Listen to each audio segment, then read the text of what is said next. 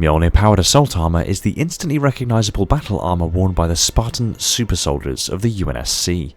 While immensely powerful and a tool of precise battlefield engineering, MJOLNIR is by no means devoid of areas of improvement. Indeed, to ensure a Spartan operative can remain at maximal functionality in the varying theatres of war they are likely to experience and encounter in the 26th century, adaptations to the MJOLNIR's base armor chassis were necessary. As a consequence, MJOLNIR has diversified over its lifecycle into literally dozens of permutations and variants, experimental, prototypical, or fully functional. The most successful of these variants have seen adaptations across the many base platforms of MJOLNIR since its inception, and continue to receive iterative upgrades as the spiral development methodology of Project MJOLNIR continues to advance into the future. Hey everyone, welcome back to Installation 00 and to this most detailed breakdown. Today we'll be continuing our look at the respective variants of MJOLNIR and discussing their design differences, the lore behind the variants, and the theories on their functionality. In the previous installment of this series we covered the CQB. I asked you which armor you'd like me to cover next, and the most common request I received is the subject of today's video, where we will be analysing the EVA variant of MJOLNIR, which has been implemented into various MJOLNIR platforms. As this is a variant breakdown, a lot of the base systems are identical to the various MJOLNIR permutations. For full information on individual generations and permutations of MJOLNIR, see the relevant breakdown as listed in the description. But for now, we will just look at the EVA components and their functions as we give them the most detailed treatment. So thank you to all of you who asked for the EVA, and thanks to Chris Aiken from Halopedia for his insight and images provided for this breakdown. Now with that said, let's take a closer look at EVA.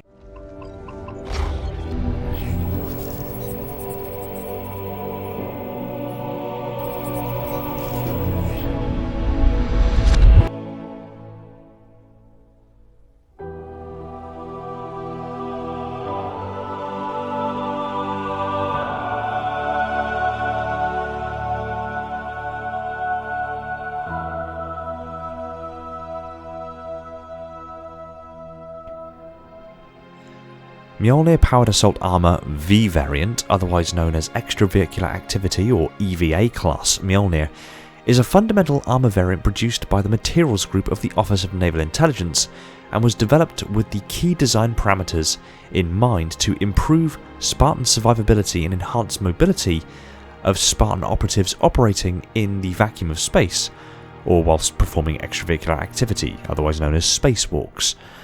The EVA variant finds its roots as far back as 2525, when developmental permutations of the MJOLNIR Mark IV platform utilised the physical architecture that would eventually be adapted and used for the EVA variant.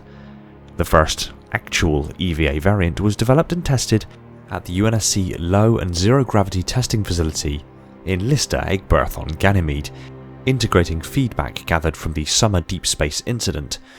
While the incident in question is still classified at the highest levels, the incident was obviously severe enough as to cause multiple research and development projects to be initiated relating to the incident itself and likely attempts to avoid repeats of the incident in question. And while the suit was designed with key goals in mind, this didn't make the EVA entirely independent from support equipment, at least until the latter generations. The Gen 1 EVA still required the use of a thruster pack, also known as the T-Pack, to be able to manoeuvre in space. Unfortunately, the T-Packs were fairly fragile and thus not entirely well suited to Spartan operations.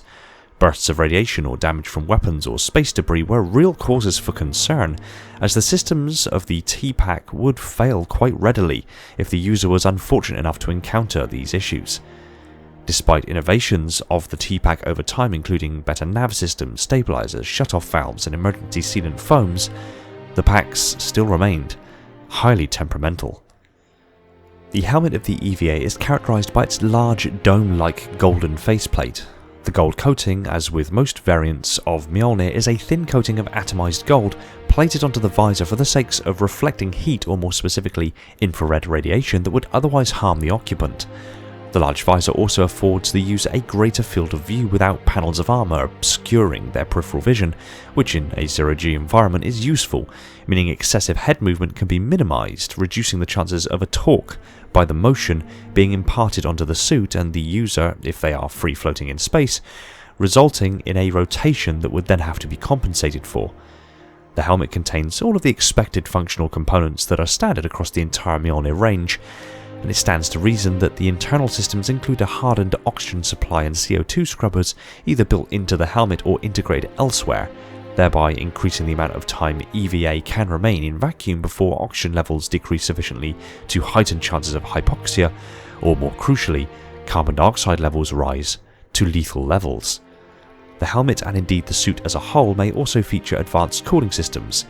In vacuum, heat generated by both the Spartan and the suit itself cannot be dissipated through conventional means such as air cooling or otherwise direct convection or conduction through an atmospheric medium, leaving only radiative heat dissipation, which is a proportionally inefficient means of temperature regulation, but we'll touch on this when we discuss the chest. The helmet can also be up-armoured with additional armour plating modules manufactured by the materials group designed to increase the protection factor, particularly over the forehead of the helmet. The helmet is also compatible with the AN-PCK-221 Farndale, which is an uplink coprocessor manufactured by the Watershed Division, allowing real-time access to the Office of Naval Intelligence's military intelligence data vaults. The Farndale module resembles a cube and can be worn on either side of the helmet, and its adoption is reserved for personnel employing the Recon helmet during sensitive operations, although it has since seen use on other permutations of helmet. It's also compatible with the AN-PZY-6011Y Typhon, manufactured by Buvagleek, and augments the situational images for upper echelon command intelligence analysis. The Typhon module is standard issue to UNSC Special Forces unit commanders. It features two circular sensors and can be worn on either side of the helmet, and more specifically a Command Network Module Improved, or CNM-I, utilizing the Typhon variant has been observed on the HAZOP class MJOLNIR helmet. Designed and manufactured by the Watershed Division, the Courier Pearl module is a third-generation module featuring an external hardened uplink for military intelligence acquisition. Usually used by Section 3 and Spartan team leaders, its adoption is required for personnel employing the pilot helmet during sensitive operations, but is also compatible with the EVA helmet. The shoulder pauldrons of the EVA variant are large and bulky, being several inches thick. The black connection hardpoints that protrude from the pauldrons enable additional equipment to be attached to the suit, likely including the T-Pack or other spacewalk or EVA rated equipment sets. How exactly these pauldrons assist in movement in zero-G is currently unexplained, although if I had to fathom a guess, given their size, I'd suggest some gyroscopic devices positioned in the pauldrons would be a viable option. Gyroscopes can be used for maintaining orientation or angular velocity, resisting any sudden changes in their angular velocity by redirecting the force. Having gyroscopes built into the pauldrons would stabilize a Spartan's motion in zero-G dramatically, and changes in the Spartan's arm or shoulder position under voluntary motion would alter the pitch or yaw of the gyroscope, thereby altering the direction of the angular velocity, which could be used intelligently in zero-G to be able to suddenly alter one's body position and orientation without the need for external thruster units by simply controlling the influence of the gyroscopes through specific placement and movement of one's extremities. Very similarly to how swimmers can suddenly alter their position in water by adjusting the position of their limbs and body and allowing the torque or forces of this motion to adjust their attitude in the water in predictable increments. The chest attachment of the EVA variant is quite simple but outlines some understandable and recognisable features. The upper plate is a collar of sorts and also likely connects through the attachment location between the pectoral plates of the suit down to the under armour and titanium nanocomposite bodysuit beneath that would then grant access to the pressure suit and environment systems internally. Beneath this component is a matte black plate with 4 connection ports, 2 larger and 2 smaller. These likely serve similar functions to standard spacesuit umbilical connectors, which allow the suit to be connected to external systems such as oxygen supplies and CO2 scrubbers, electrical and communication systems, and liquid cooling systems should the need arise, although MJOLNIR's ability to regulate internal temperature would likely render this particular system somewhat moot. Nevertheless, the ability to connect to auxiliary oxygen and carbon dioxide systems, as well as hard electrical and communications connections to other EVA equipment, would likely have assisted the EVA variant in being able to operate for prolonged periods of time in space with little to no additional support, ultimately serving the purpose of the EVA variant itself in ensuring survivability and maneuverability in zero-G environments.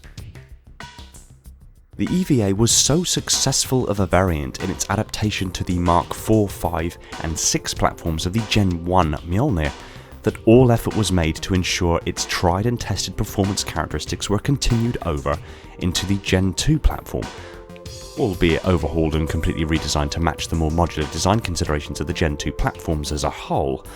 The enduring popularity of the design is a testament to its reliability, ergonomics, modularity, and tradition of craftsmanship by the materials group. Although EVA class armor is fully compliant with the strictest UNSC specifications for vacuum-rated environment suits, the materials group has continued to optimize safety and protective features relevant for combat in the harshest microgravity environments. The Gen 2 platform can feature either the Gen 1 helmet that is upgraded to function with the Gen 2 platform, or a Gen 2 variant of the EVA helmet, which has some clear aesthetic differences but delivers the same levels of reliability, form, and function that the earlier Gen 1 helmet did. The Gen 2 EVA armor is similar to its Gen 1 counterparts in its design. This variant's helmet uses an open view visor system typical for EVA configurations. It has 59 L20 Oriel braces within the helmet for awareness improvement. By all appearances, the Gen 2 EVA helmet is also compatible with military specification hardshell and mechanical counterpressure suits, both being specific variants of spacesuits for usage with normal, unaugmented military and civilian contractor personnel, indicating that the EVA MJOLNIR helmet was so successful in its design that it was adopted by non-Spartan operatives and could be found being worn by technicians, orbital defense and security personnel, and astronauts. While the EVA hasn't specifically been carried over to the Gen 3 platform in the same way that it was redesigned for the Gen 2 platform, the EVA helmet and shoulders of the earlier Mark 5 variant of EVA has seen upgraded models that are compatible with the Gen 3 platform, making their way into Spartan hands. On top of the aforementioned helmet attachments for the Gen 1 variants of EVA, the Gen 3 compatible EVA variant can also feature the PZY 955 SSA Willow remote sensor, which is a dependable and natively compatible sensor with older UNSC and CMA encoding formats manufactured by Calib's Defense Solutions and compatible with the Marine CH-252 helmet. It can be employed alongside a Command Network Module or CBRN, and although it was previously available only to Beta 5 security teams and select Army Rapid Reaction Forces, it was also employed by ODSTs during the fall of Reach, and by 2558 its use was adopted by the Spartan 4 personnel employing the Military Police Helmet, which also employs an integrated Command Network module. The EVA's influence, however, does not end here. Hermes class MJOLNIR is a variant of MJOLNIR powered assault armor derived from the EVA variant of the Gen 1 platform, but as a formal, standalone variant of the Gen 2 and Gen 3 platforms, rather than upgraded or adapted Gen 1 components altered to function with the newer generations of MJOLNIR. The Gen 2 variant, fielded most recognisably by Kelly 087 circa 2557 and developed by the Watershed Division, features a neural interface that requires a lengthy synchronization process before it can be used.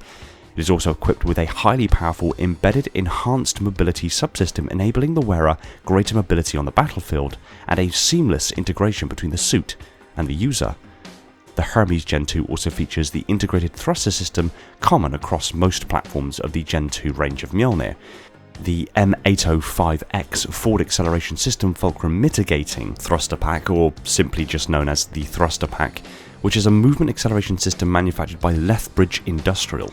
The system includes an array of shoulder and back-mounted thrusters that increase a Spartan's mobility both on the battlefield and in vacuum and zero-G environments. The Gen 3 variant, again fielded most recognisably by Kelly 087 circa 2559/2560, mirrors the same design ethos adjustments that the Gen 3 platforms as a whole took over the Gen 1 and Gen 2 platforms, but aside from the obvious aesthetic inspirations from its Gen 2 predecessor and related Gen 1 EVA variants, We have yet to find out any specifics of this particular Gen 3 variant, due to the only known fielded suit being worn by Kelly 087, and her current whereabouts, along with the rest of Blue Team, currently unknown, following the attack on the UNSC Infinity. The EVA variant has spawned numerous offshoots and is generally renowned for its reliability, ergonomics and modularity, features to which the design's enduring popularity is often attributed. The Gen 1 EVA helmet remained popular as of late 2558 and could still be requisitioned by Spartans for use with their next generation Gen 2 suits. After the first wave of Gen 2 systems, based on request from veteran Spartan 2 and Spartan 3 operatives, the UNSC Ordnance Commission considered reassessing a refined and upgraded version of the Mark V EVA, specifically the customized suit worn by Emil A239, complete with the Death's Head engraving on the visor. This led to the creation of the Wrath class MJOLNIR. In addition, the Indomitable class MJOLNIR's right shoulder pad is based off of the Mark V EVA shoulders. As of late 2560, the Gen 1 EVA helmet and shoulders could still be requisitioned by Spartans, upgraded to be roughly equivalent to that of Gen 3. And the very fact that the EVA variant has seen adaptation across every known platform of MJOLNIR powered assault armour is a testament to just how excellent of a design the EVA has been and continues to be. Remember, if you want to learn more about the baseline MJOLNIR platforms that these variants are compatible with, head over to my channel or check the description for the links to the respective videos and give them a watch. While you're there, subscribe, hit the little bell icon, that way when we put out our next breakdown, you'll be notified the second it hits the shelves. And let me know in the comments what variant you want me to cover next. Until then.